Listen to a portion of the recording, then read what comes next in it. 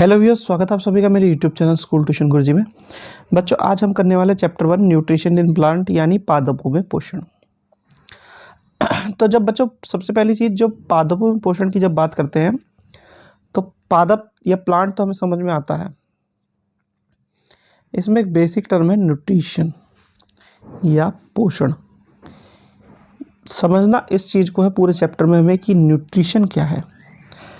तो बच्चों एक चीज़ समझ लीजिए, अगर आपने पिछले वाली क्लासेस में कुछ चीज़ें अगर आपको याद हो तो वहाँ पे कंपोनेंट ऑफ फूड एक आपका चैप्टर था और कंपोनेंट ऑफ फूड में आपने न्यूट्रिशन देखा था कि न्यूट्रिशन क्या होता है। तो न्यूट्रिशन बेसिकली होता क्या है कि वो प्रोसेस जिसमें एक जो जीव है या लिविंग ऑर्गेनिज्म है अपना फूड लेता है, अपनी बॉडी में यूटिलाइज करता है, अपनी डेली एक्टिविटीज़ को करता है। ठीक है बच्चों, तो उसे क्या कहते हैं हम कह देते हैं उसे न्यूट्रिशन। यानी nutrition the process of taking food by an organism and its utilization by the body is called nutrition. या पोषण जिसे हम कहते हैं, क्या कहते हैं, किसी जीव द्वारा भोजन ग्रहण करने की और शरीर द्वारा उसके उपयोग करने की विधि को हम पोषण कहते हैं बच्चों। अब इस चैप्टर में बेसिकली हमें पढ़ना है पादपों में पोषण या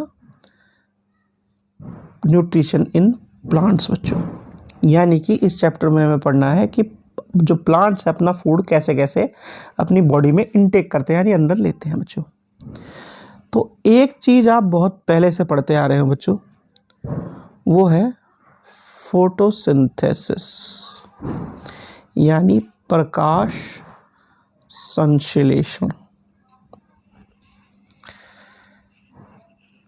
इस प्रकाश संश्लेषण के आधार पर हम जो चीज़ें हैं उसे दो भागों में विभाजित करते हैं, ऑटोट्रोप और हेटेरोट्रोप यानी स्वपोषी और विषमपोषी पोषण।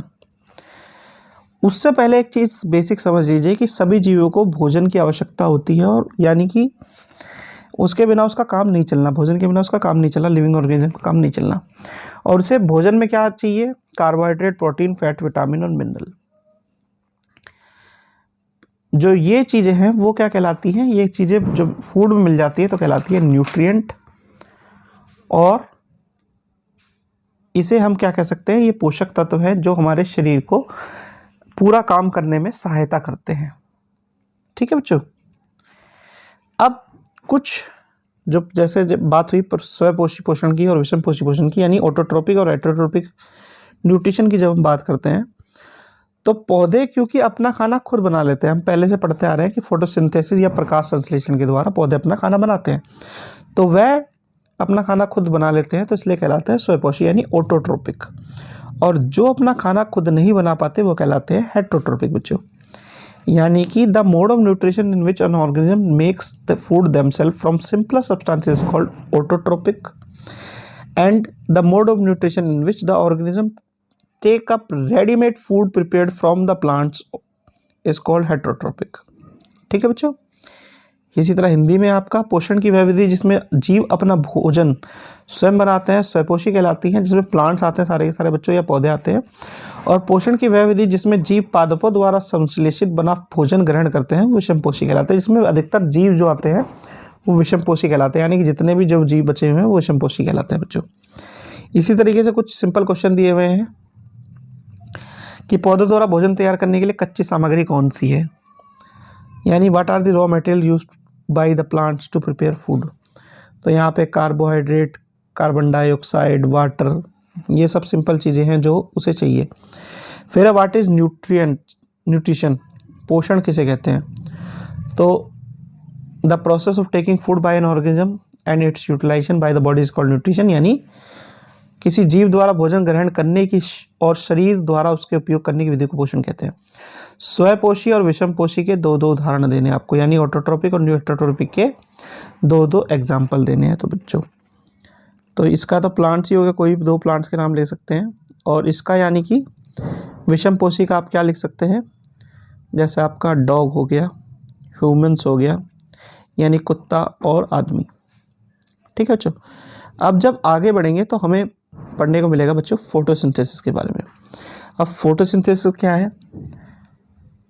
फोटोसिंथेसिस एक ऐसी सिंपल प्रोसेस है जिसमें सनलाइट की प्रेजेंस में कार्बन डाइऑक्साइड का यूज़ करते हुए क्लोरोफिल की मदद से ग्रीन प्लांट्स ग्रीन लीव्स में अपना फूड बनाते हैं।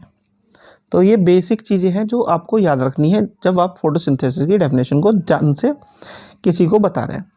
ऑटोट्रोपिक के बारे में इसने बताया ही हुआ है कि ऑटोट्रोपिक कौन से होते हैं, हरे पादप या ग्रीन प्लांट जो कि अपना न्यूट्रिशन खुद बना सकते हैं, वो कहलाते हैं क्या, ऑटोट्रोपिक। अब जो लीव्स होती हैं, पत्तियां पादप की खाद्य पदार्थ फैक्ट्रियाँ होती हैं। पादपों में खाद्य का निर्माण पत्तियों में होता है, यानी कि leaves are the food factories of plant. The synthesis of food in plants occur in leaves. ठीक है बच्चों, अब इसमें जो चीज़ हमें पढ़नी है, समझनी है, वो है मेन फोटोसिंथेसिस के बारे में। फोटोसिंथेसिस में एक मेन पिगमेंट काम करता है, वो है क्लोरोफिल, जिसे हम कहते हैं ग्रीन पिगमेंट, यानी कि पत्तियों में हरा वर्णक जिसे क्लोरोफिल कहते हैं। यह सूर्य के प्रकाश को ऊर्जा के संग्रहण करने में पत्तियों में सहायता करता है। यानी क्लोरोफिल क्या करता है, the leaves have a green pigment called chlorophyll. It helps leaves to capture the energy of the sunlight. अब जब सनलाइट कैप्चर हुई तो इसी से प्रोसेस शुरू होता है आपका कौन सा बच्चों, फोटोसिंथेसिस या प्रकाश संश्लेषण का। The process by which green plants prepare food from carbon dioxide water in the presence of sunlight with the help of chlorophyll is called photosynthesis.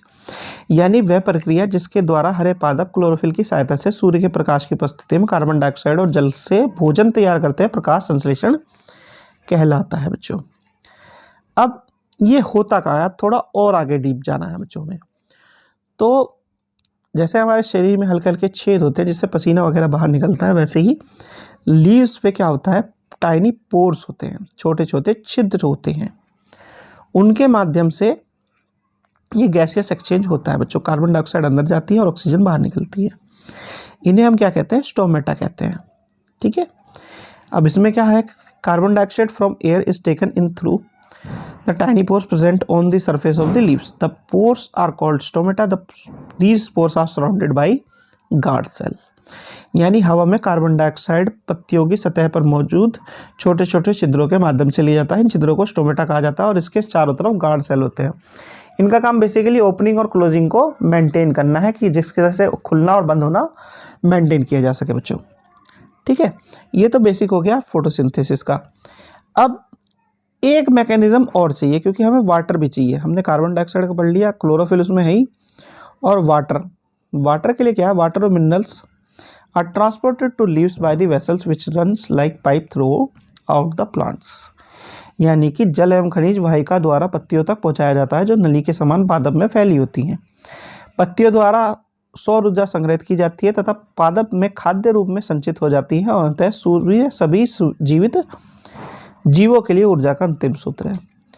ये बेसिकली बोल क्या रहा है बच्चों कि सोलर एनर्जी से प्लांट अपना खाना बनाते हैं। अब जो प्लांट ने खाना बनाया वो स्टोर हो गया उसकी लीव्स में। अब जब लीव्स में वो स्टोर हो गया, उसे कोई हेट्रोटॉप खाएगा, ऑटोट्रॉप की जगह हेट्रोटॉप खाएगा, यानी विषमपोषी खाएगा। तो वो क्या कर रहा है, डायरेक्टली और इनडायरेक्टली सन से ही खाना ले रहा है, यानी सन से ही अपनी एनर्जी ले रहा है। तो इसे हम क्या कह सकते हैं, sun is the ultimate source of energy. अब जो इसमें एक ऊपर जो बात की गई है वाटर और मिनरल्स के ट्रांसपोर्टेशन की, यानी जल और खनिज के ट्रांसपोर्टेशन की, उसे आप ऐसा समझ सकते हैं कि एक पाइपलाइन है, उसके थ्रू नीचे से ऊपर सारी चीज़ें जा रही हैं। आगे जो आने वाली क्लासें हैं आपकी, उसमें आप इसके बारे में डिटेल में पूरा पढ़ेंगे 9th क्लास में। ठीक है बच्चों, अभी सिर्फ इतना समझ लीजिए एक पाइप है जिसके थ्रू सारे के सारे कनेक्शन हुए हैं और सब लीव्स में और अलग अलग पार्ट्स में ये पूरा का पूरा पानी जा रहा है बच्चों, और मिनरल्स जा रहा है। कुछ बेसिक क्वेश्चन यहाँ पे दिए हुए हैं। फोटोसिंथेसिस या प्रकाश संश्लेषण क्या है, तो प्रोसेस जो से ग्रीन प्लांट्स अपना फूड बनाते हैं उसे हम प्रकाश संश्लेषण या फोटोसिंथेसिस कहते हैं। स्टोमेटा, रुद्र से आप क्या समझते हैं, तो ये क्या है, छोटे छोटे छेद हैं जो लीव्स में मौजूद होते हैं, जो कि गैसियस एक्सचेंज को, यानी कार्बन डाइऑक्साइड और ऑक्सीजन के एक्सचेंज को करते हैं बच्चों। फिर है why is the sun ultimate source of energy. सूर्य की ऊर्जा को चरम स्रोत मानते हैं, कैसे, क्योंकि इससे जो खाना हमें मिलता है, यानी जो ग्रीन लीव्स अपना खाना बनाती है वो स्टोर हो जाता है लीव्स में और उसी खाने को हम खाते हैं, तो इसलिए अल्टीमेट सोर्स ऑफ एनर्जी है वो। फिर है leaves are the food dash of plants. क्या कह रहा है बच्चों, ये पत्तियां पादप की खाद्य डैश होती हैं, तो ये फैक्ट्री होती हैं। ठीक है बच्चों, तो ये इसमें बताया गया है। तो बच्चों ये होगी आपका पहला पार्ट इस वीडियो का कंप्लीट। आशा करता हूँ आपको वीडियो अच्छी लगी होगी। अगर वीडियो अच्छी लगी हो तो चैनल को सब्सक्राइब करें, वीडियो को लाइक करें, शेयर करें। Thank you.